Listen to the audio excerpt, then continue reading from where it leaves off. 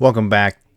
This is MadTown Keith, and we've got another video regarding Genesis Battle of Champions last night on their Monday night stream.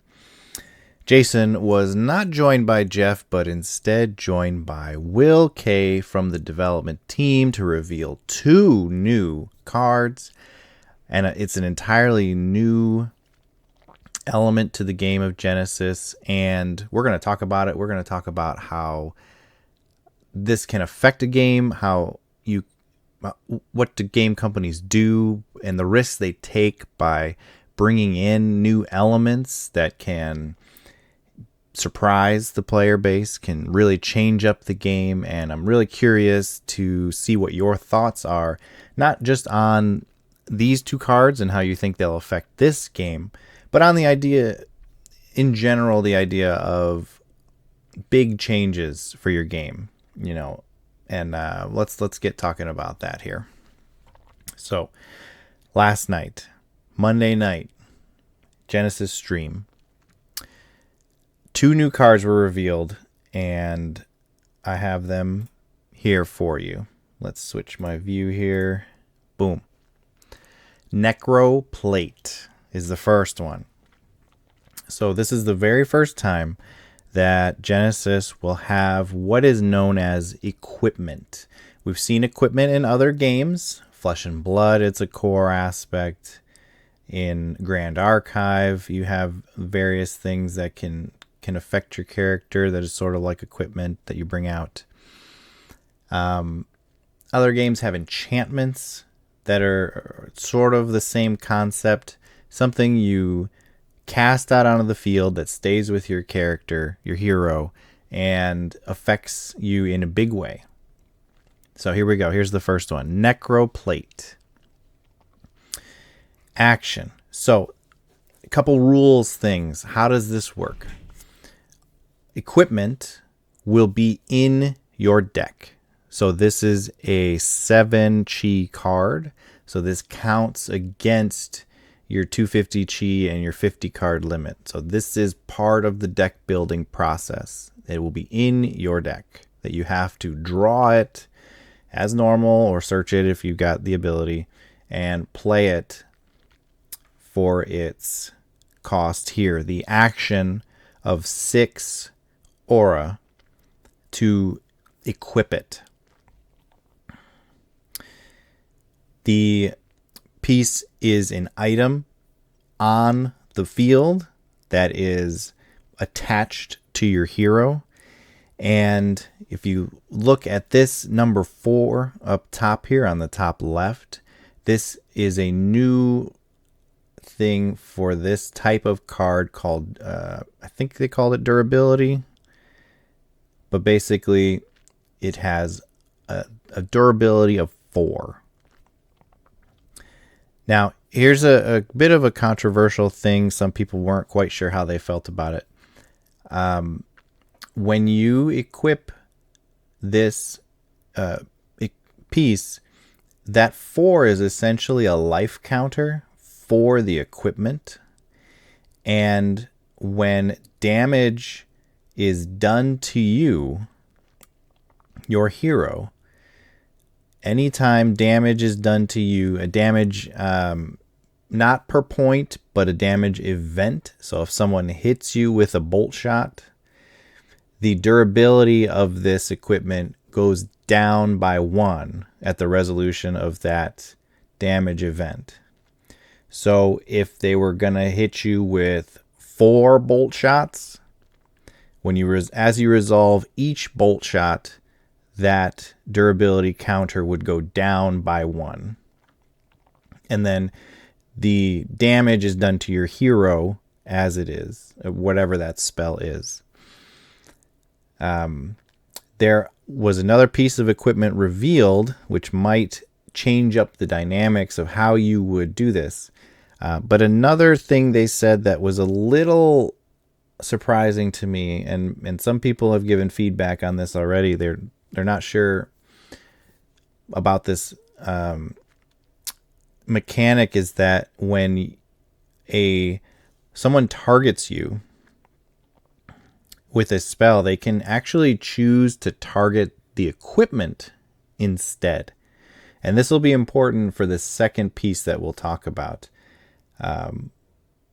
But if they want to just get the durability counter to go down without throwing damage at you, they can choose to target the equipment instead and use that. So if you've got a little guy, a little pain imp or whoever next to them, and they just want to use their attack and do 1 damage to the equipment, or throw damage at the equipment so that the durability goes down by 1, then that you can do that instead.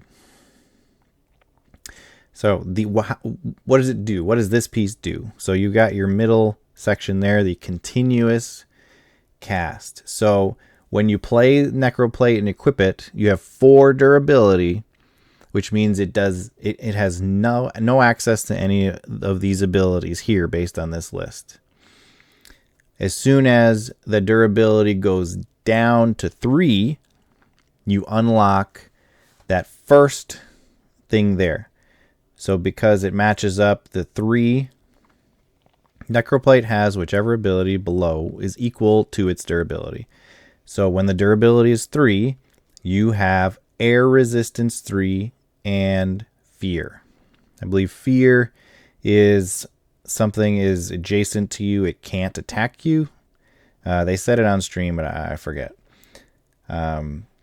If you've got 2 durability on this, abilities that target deal 2 additional damage to combatants in your awareness. Oh, and speaking of awareness, they said this Necroplate awareness thing here was a graphical mistake. There actually won't be an awareness on the armor. It's just an enchantment for you, and so your hero awareness would be what this is talking about. So when you target a spell that directly in front of you or in your hero's awareness, it gets 2 bonus damage from this. If the Necroplate only has 1 durability, you have 1 additional energy reduction. So spells and things that you cast that have a cost of energy, you would have to pay that cost minus 1 based on that. Okay. And then when durability hits 0, the armor is destroyed. And when it's destroyed and goes into memories, into your discard, your graveyard, you get to draw a card. So that's the breakthrough, I believe, is the mechanic that is this draw. And memory here, the title indicates that this happens when it goes into memory. So this is an event there. I'm sure you can go on and catch Chrono Walkers tomorrow night, Wednesday night. They usually do their analysis, and they will definitely be talking about these equipment pieces and answering all the complicated rules questions. Shehan was in the chat during the live discussion here with the reveals, so people were trying to clear up all of the different corner cases and explain all these pieces. So I think I covered everything as far as what the text on the card says. Now, there were additional questions, like, for example, you can only have 1 equipment on at a time. So what happens if you have a second Necroplate in your hand? Well, you can cast that Necroplate and it would destroy the first Necroplate, and then you'd get the card draw and basically replace it with the new one that would start over at 4 durability. Now, again, if some of these rules questions are a bit unclear, definitely go on Chrono Walker's show tomorrow and bug them about it. But yeah, that's the first one. The second one, psionic armor. Okay, so this one's a little bit different here. Same durability, same 7 chi. I believe they said all of them are 7 chi, and I think all of them may cost 6 aura to attach or to equip. This one has a very different ability and a very different trigger here. So, as damage is dealt to you, the hero, from casted abilities, lose 1 durability and prevent X damage, where X is equal to the number of cards with cast abilities in your memories. Okay, that's a lot of text. That's a lot to think about. But here's how it basically works out. The idea of this is a later game piece of armor. When your memories, the graveyard, is full of spells that you have cast, then this armor becomes more powerful and able to absorb more damage. Someone casts a bolt shot at you.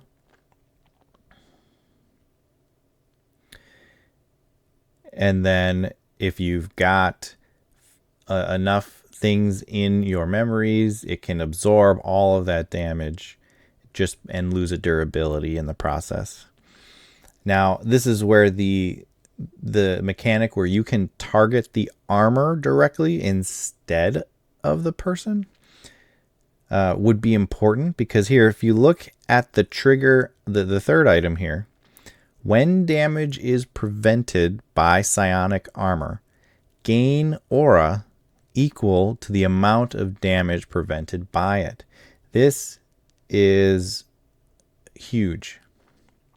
So you put this on, someone attacks you and it absorbs 5 damage, and then you get to actually add 5 to your aura pool as a resource. That's huge. But the person attacking you can instead target your armor to just take that point of durability off and not try to do any damage to you. So why would they do that? Well, it's just a math thing.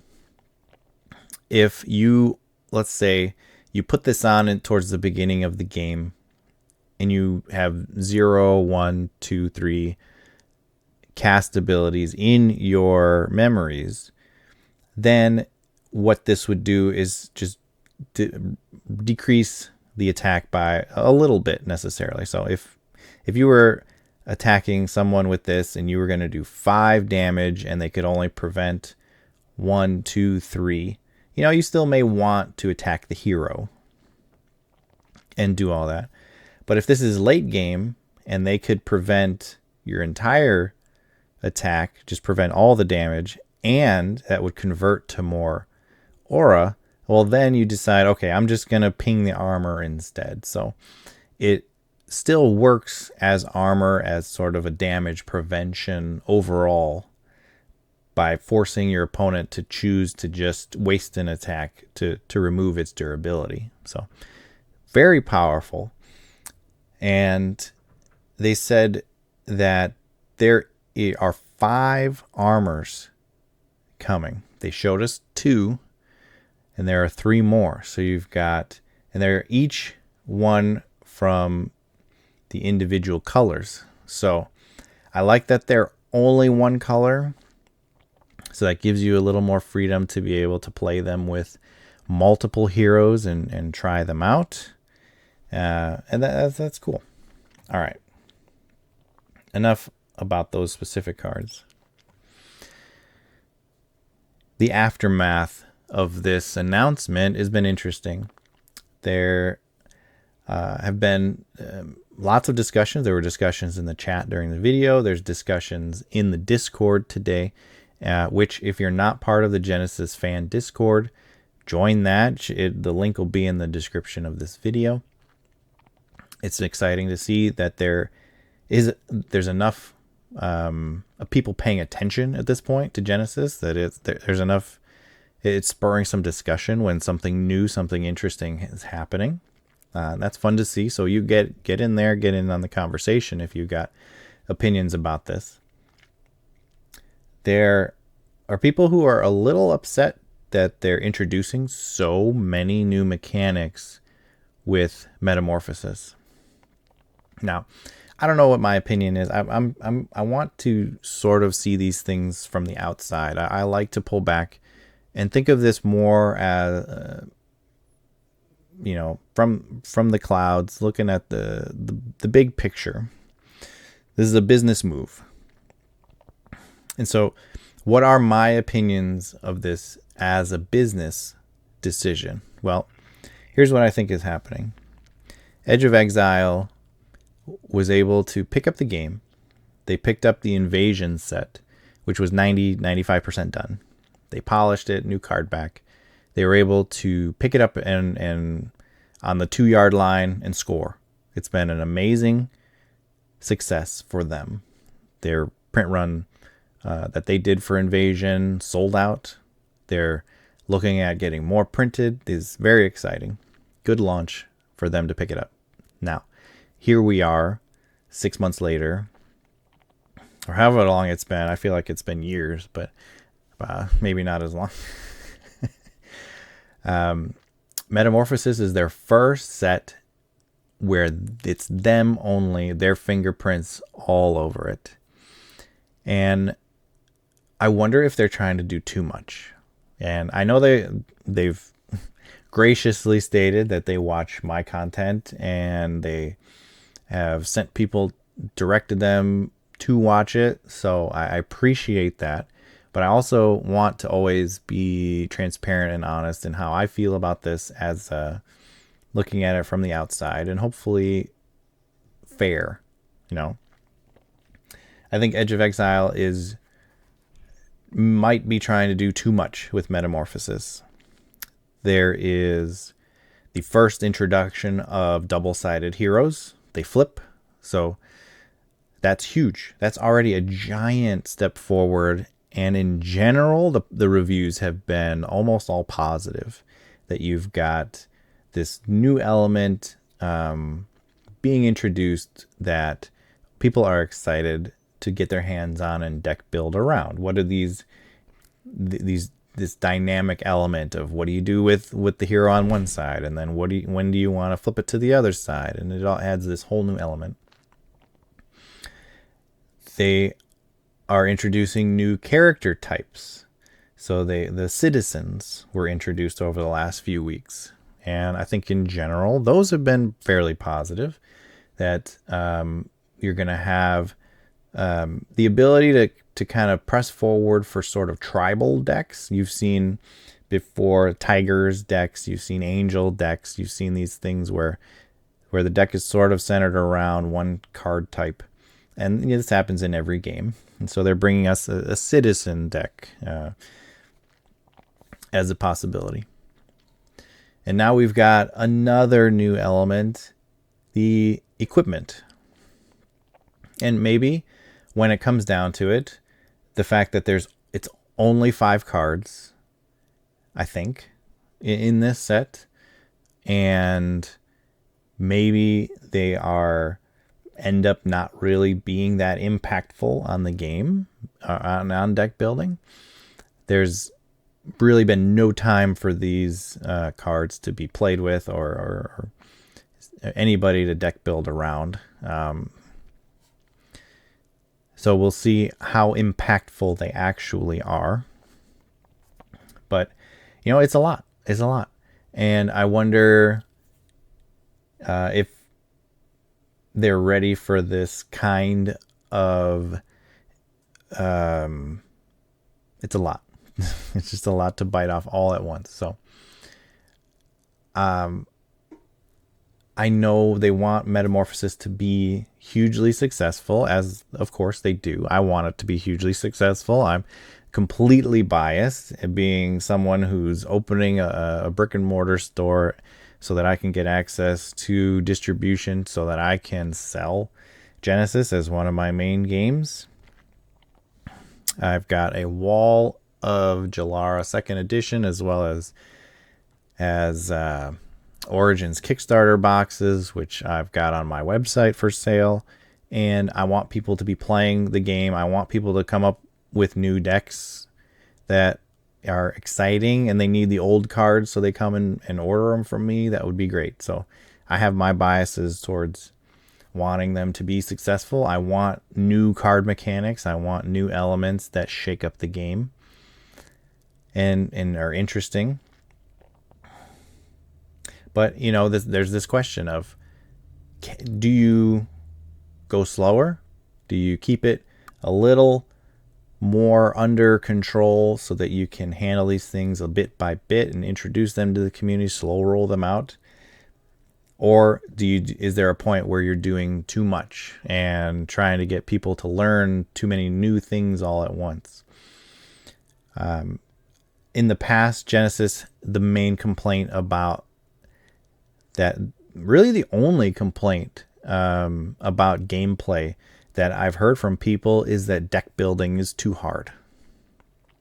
The 250 chi and the 250 chi and the 50 card deck, being able to basically put any card in there and saying, okay, you want 50 copies of 5, if you want to be Jeff and put 50 copies of a 5 chi card, you go ahead and do that. Easy deck building. If you want to do whatever balance so that you can spam a certain card, make a chicken deck, whatever, great. I love that element of it. But for the highly competitive people, the math of Genesis requires a certain type of thinking that puts a lot of people out when they're looking at the game. The starter decks help. They're balanced. They're ready to go. You don't have to think about it much. And, you know, when this argument comes up, I think of other tabletop miniature games. When you play Warhammer, when you play these games, that's generally how they work, where it's like, okay, certain units have a point value and you get 1,000 points. Here you go. And I wonder if there's anything that can be adjusted to the rules and deck building to make it a little easier, a little more flexible. And maybe in the future that would help. But my point being, deck building for Genesis is complicated. And when you introduce elements like this, new armor pieces, one question that came up was, this is a chest armor. Now that opens up the possibility of a headpiece armor, or gloves, or boots, or how far do they want to take this mechanic? And then if you've got a set of armor where you get a bonus because you put 3 of the matching pieces out there, you've got the Necro helm and the Necro boots, you get an additional bonus. But now you're looking at 3 different cards under your hero with 3 different dice tracking their durability. And you've got this pile you're moving around from spot to spot.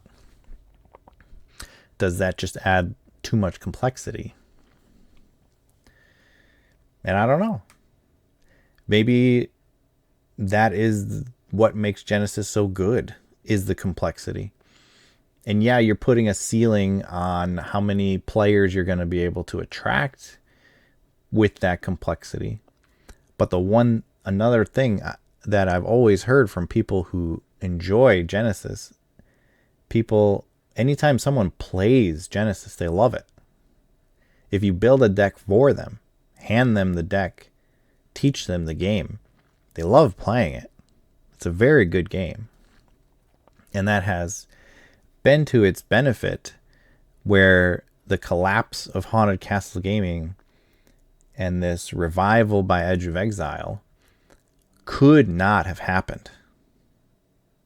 Could not have happened unless the game was good, unless it was enjoyed by the people who wanted to play it and kept it going. We saw the different fan efforts wanting to keep something going just via Discord or some kind of fan creation added to the game. So it couldn't have carried forward without that love. So that complexity, the people enjoy the game, and I think they're here for Edge of Exile to try new things, to put their spin on the game. And I hope they're ready to be flexible and respond to the community as they roll these things out. Organized play coming this summer. Within a few weeks, you'll be able to actually make an account on Best Coast Gaming. What was it? Best Coast. Yeah. The organized play partner. That you'll be able to make an account. An LGS can make an account and actually see Genesis on there and do formal brackets and everything, and that'll be great. And track wins, track all that stuff. That'll be great. And it's a big test. It's a big test. With Star Wars Unlimited, with Lorcana, with Magic still, of course, going strong, Grand Archive coming up as an indie game. The amount of time players have to put into a new game, or even an existing game they enjoy, but there's only so many nights of the week for your LGS to host events. I'm hoping that the core groups who play Genesis out and about are able to take these new sets, new elements, and be able to bring new players in, and that they'll be able to continue to grow and, provide feedback. Maybe it turns out that the equipment as it's coming in Metamorphosis is great, but the idea of adding more doesn't work. And they'll hear that feedback and they'll adjust. That's what I would hope they'd be able to do at this point. Something you can do as a small company with just a few employees is the ability to pivot when you hear constructive criticism. And I encourage everybody, please express your opinions. If you don't like this coming to the game, express it, but be constructive about it. What would you like to see instead? What are your reasons for not liking it? And let's all contribute together and show up for the live streams and put thoughtful, good questions to Jeff and Jason, Will and Shahan and the rest of them. Give them your good questions and put their feet to the fire in a respectful way, and let's see this game grow and mature. And I think it's going to actually do very well the rest of the year. I hope it does very well. And we're all along for the ride, I think, for good reasons, and it's going to be rewarding, I hope. So, if you are still here listening to me rambling, I appreciate you. I appreciate that you're watching. Go ahead and subscribe. We're pushing to 100. First 100. I got to beat Imperial Polls. Got to beat these other content creators. So, friendly competition. We get to 100. I'll do some giveaways and celebrate. And exciting to see what the future holds. I'm going to keep making videos whether we get more subscribers or not. Because I enjoy doing this. I enjoy monologuing into a camera even if nobody's going to listen. But hopefully you get something out of it. So thanks for hanging out, and I hope you have a great day.